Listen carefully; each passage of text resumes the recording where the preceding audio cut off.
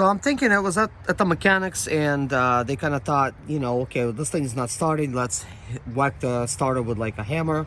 And they did, and this is why one of the earlobes of the starter is broken off.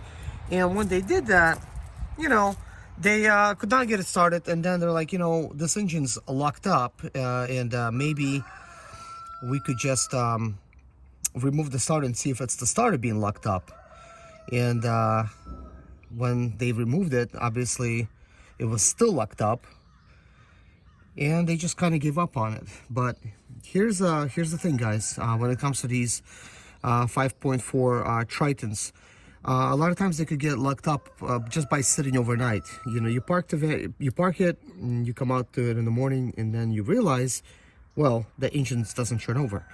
What happens is, these intake manifolds, they're plastic, and they crack, the seals leak. And one of the ways the water ends up making its way into sometimes number 3 or number 2 cylinder.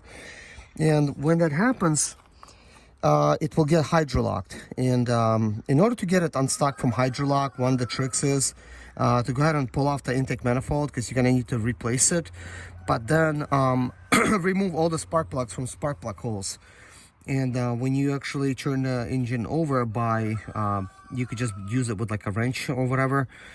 Just turn it over, and this will cause the water to spit out of the spark plug holes. But if you have a working starter, you know, at this point you could just connect the starter to, you know, back where it needs to go.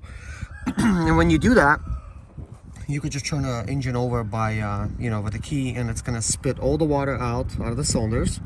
And then what you could do after that is just replace all the spark plugs back into the holes, replace the intake manifold, and hopefully at that point you have a running engine. So that is my plan, what I'm planning to do. I thought that was disconnected, but it's not.